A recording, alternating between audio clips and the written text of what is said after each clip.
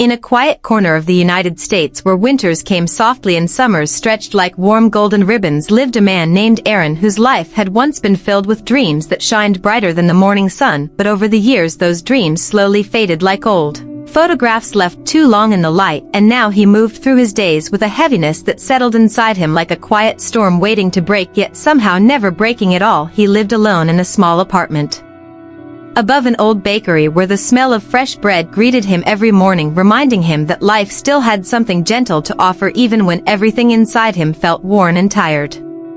Aaron had once believed he would change the world. He saw himself building things, creating things, inspiring people through the work of his hands and the strength of his heart, but life has a way of testing even the strongest spirits, and somewhere between heartbreak and disappointment, between the dreams that shattered and the choices that led him astray, he lost the fire that once burned so brightly within him. He began to wake up each day with the same question echoing in his mind: what happened to me? When did I stop believing in myself?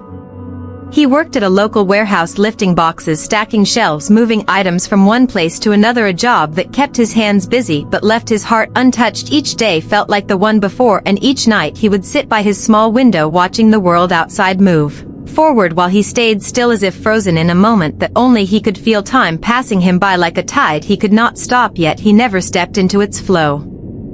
One evening as the sun melted into soft amber light, Aaron sat on the rooftop of his building looking out over the town, and he felt something shift inside him. Not a loud moment, not a sudden spark, but a quiet whisper telling him that life was not done with him yet. That somewhere deep inside him the fire he thought he lost was still there, faint but alive, waiting to rise again. He closed his eyes and remembered the boy he once was, the boy who believed that every person was born with a purpose and that every purpose mattered, no matter how small.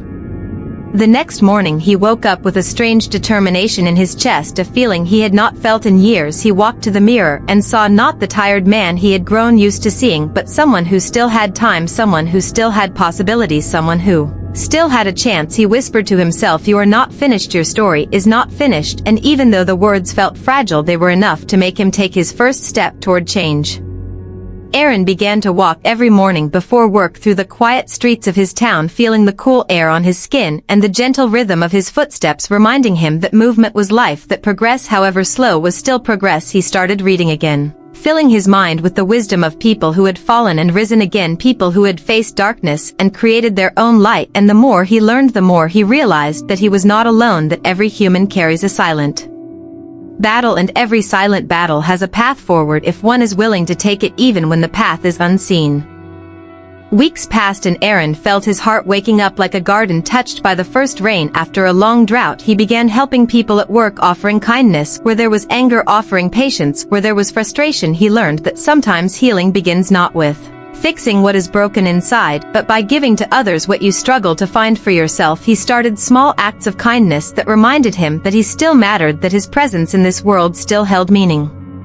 One day while volunteering at a community shelter, something unexpected happened. He met a young boy named Tyler, no older than 12, whose eyes carried the same quiet sadness Aaron once carried. Tyler had lost his father and lived in temporary housing with his mother, struggling to understand why life had taken so much from him so young. Aaron saw a reflection of his younger self in the boy, and something inside him stirred, an ancient courage rising like a forgotten flame. He sat with Tyler, listened to him, talked to him, told him stories of strength, stories of getting back up, stories of how even the smallest light can defeat the darkest night. And for the first time in years, Aaron felt something powerful. He felt useful, he felt needed, he felt alive.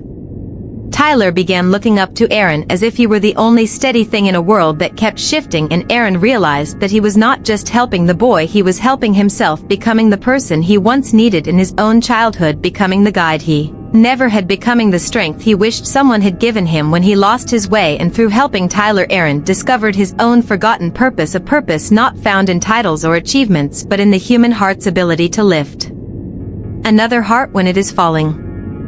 Months passed and Aaron's life changed so quietly that he barely noticed it. He started studying again, learning motivational psychology, watching lectures, reading late into the night, taking notes, absorbing every lesson he could find. He wanted to understand the art of rising, the art of healing, the art of rebuilding a life from broken pieces. And as he studied, he began speaking at community events, small gatherings at first, then larger ones, his voice steady, his story real, his message simple. You are Not finished. Your story is not finished. You are allowed to begin again and again and again.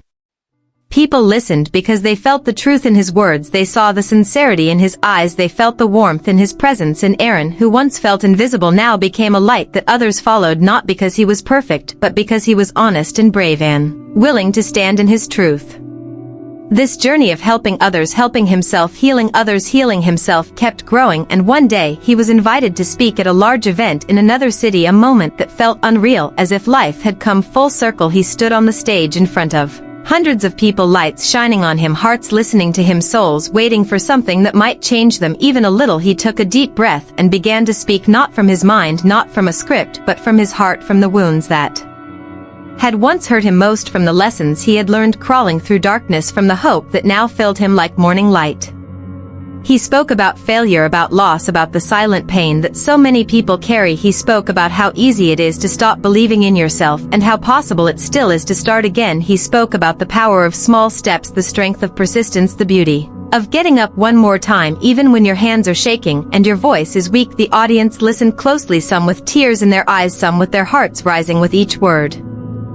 And in that moment Aaron realized something profound. He had become exactly who he once needed the most, a reminder that even the most broken stories can be rewritten, even the most lost souls can be found, even the most faded dreams can be reborn.